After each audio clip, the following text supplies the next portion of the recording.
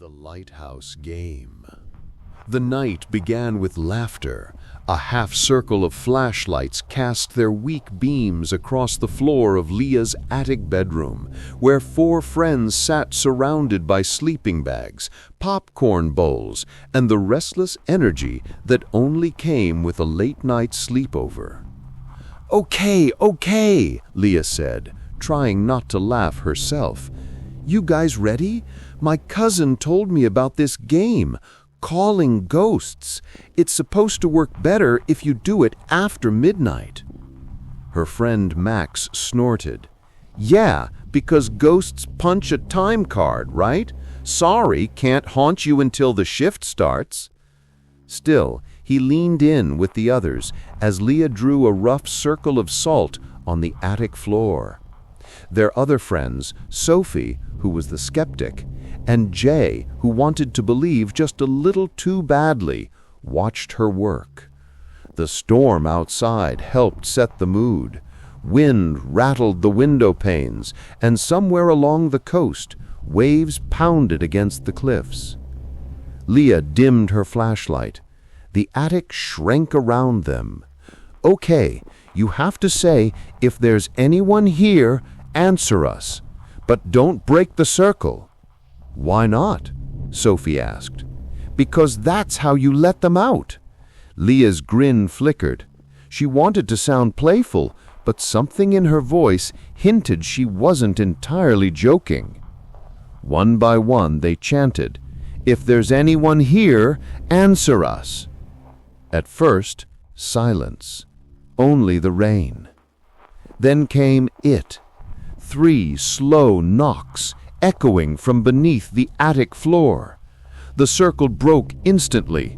Sophie jumped up, Max cursed, and Leah gasped so hard she nearly dropped her flashlight. Jay, eyes wide, whispered, "That wasn't you guys!" They pressed their ears to the floorboards. Another knock, deeper this time, like it came from inside the old foundation. Leah's voice trembled. "The lighthouse!" Everyone turned toward her. "There's that old lighthouse down by the cliffs. My grandpa used to tell me it was connected to the tunnels under town. Maybe—" She trailed off, as though afraid to finish the thought. Jay grinned nervously. "Then let's go!" Max groaned. Of course, ghost knocks on the floor, so obviously we should go hunt it down at 1 a.m. in a thunderstorm? But curiosity had already hooked them, and 20 minutes later, bundled in raincoats, they crept through wet grass toward the black silhouette of the lighthouse, its beacon long extinguished. The lighthouse door shrieked as Leah pushed it open. Inside smelled of rust and seawater. Their flashlights cut across rotting beams, graffiti on the walls, and coils of rope that looked more like snakes in the shifting light. "Creepy," Sophie muttered. 10 out of 10 haunted vibes. Can we leave? But Jay was already bounding up the spiral staircase. "Come on! This is awesome!" They followed, their footsteps hollow and loud. The storm outside grew harsher, wind whistling through cracks in the stone. At the top, where broken glass once framed the lantern room, the ocean spread in all directions, a violent black sheet tearing itself apart on the rocks. That was when Leah's beam caught something odd. An iron door bolted into the wall just below the lantern chamber. It looked far newer than the rest of the lighthouse, painted a dull gray, its hinges untouched by rust. Max frowned. Wait, that shouldn't even be here. This wall's supposed to be solid stone. Then what's behind it? Jay asked, eyes glowing with excitement. Leah rattled the handle. Locked, but carved above it, faintly, as though scratched in desperation, were words. "Do not open." Silence fell. Rain lashed against the glass shards overhead. Somewhere below, the lighthouse groaned in the storm. Sophie whispered, "Okay, we saw it. Now let's go." But Jay wouldn't stop. He pressed his ear against the door. His face paled. "There's something moving, like water, or... no, like breathing." He flinched back. The others went still.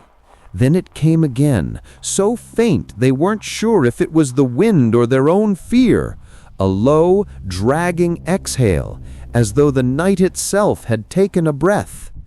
The door swung wider. Darkness pooled across the floor like liquid shadow, swallowing the circle of light each lightning strike fought to create. A shape stirred within it. Tall, wrong, its outline shivering like seaweed beneath water. Leah grabbed Jay's arm. "Close it!" she screamed.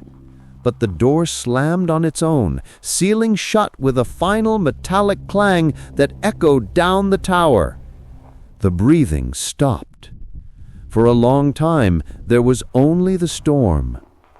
When they finally dared to move, they found the handle fused and the words above it changed. Scratched fresh into the iron were 3 new words, glistening as though written in seawater. "You called us." They never spoke of the game again. But sometimes, on nights when the wind rattles the town windows and the sea roars against the cliffs, each of them swears they hear it, the slow, patient knock, waiting to be answered.